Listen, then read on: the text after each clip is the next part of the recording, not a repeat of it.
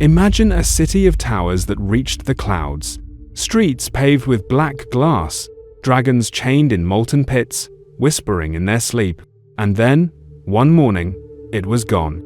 An empire of gods turned to ash in a single day. But what if the Doom of Valyria wasn't a natural disaster? What if it was planned? Centuries before the Targaryens ever set foot on Dragonstone, Valyria ruled half the known world. Their dragonlords were not kings, but sorcerer oligarchs, families bound by magic, blood, and fire. They bent continents to their will, enslaved thousands, and carved their empire from the bones of volcanoes. Their capital, Valyria itself, was a city alive with fire and shadow. Rivers of magma ran beneath its streets, feeding the forges where the secrets of Valyrian steel were born. And above those forges, the dragons circled, symbols of divine power and of doom. But the higher they rose, the deeper the cracks beneath their feet. At the heart of Valyria stood the 14 Flames, a chain of volcanoes said to be the source of their magic. Every spell, every forge, every dragon egg hatched in their shadow. Some claimed the dragonlords drew their strength directly from the fire, blood sacrifices, binding rituals, and sorcery older than men. Others whispered that the flames were alive, that something ancient and hungry stirred beneath them. The Archons of Valyria dismissed these warnings. Power had made them deaf. Even when slaves and miners began vanishing near the volcanic vents, even when the ground started to bleed molten glass, they didn't stop. They dug deeper. And then came a child, Daenerys Targaryen. Born into one of the lesser dragonlord houses, she was no ruler, no sorceress, just a dreamer.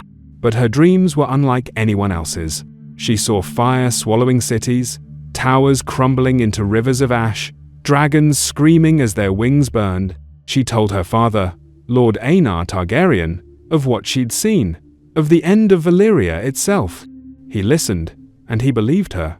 Mocked by his peers, Aenar sold his estates, loaded his family, dragons, and treasures onto ships, and fled west to a rocky island called Dragonstone. 12 years later, Valyria burned. The girl they called Mad became a prophet. The doom struck without warning. The ground split open. Mountains exploded. Rivers boiled. 14 volcanoes erupted as one, and the very sky seemed to collapse. The proud dragonlords, masters of flame, were consumed by the fire they thought they controlled. Dragons fell from the sky like burning comets. Cities of black stone turned to oceans of molten glass. And within a single day, Valyria, the greatest empire the world had ever known, was erased. Some say it was the wrath of the gods. Others, the revenge of the slaves. But there are darker theories still. Ancient texts, those few that survived, hint at a war between the dragonlords themselves. A secret cabal known as the Sages of the 14 sought to pierce the veil between worlds, to summon something buried beneath the earth's heart. A power older than dragons. A fire that does not burn, but hungers. The experiment went wrong, or right, depending on who you ask. The earth screamed. The sky cracked. The 14 flames erupted not by nature's will, but by human hands, tampering with something beyond comprehension. If that's true, then the doom wasn't fate, it was murder. Only a handful escaped the fire. Among them, the Targaryens, Daenerys' family, safe on their island refuge. And in the ashes of the old world, they became something new.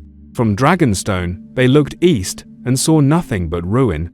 From Dragonstone, they looked west and saw a continent ripe for conquest. When Aegon Targaryen finally crossed the sea, he carried not just dragons, but the last living memory of Valyria. He forged an empire from its ghost, its fire reborn through his bloodline, and every sword he raised, every flame that fell upon Westeros, was a whisper of the doom that had come before. To this day, no one knows what truly caused the doom.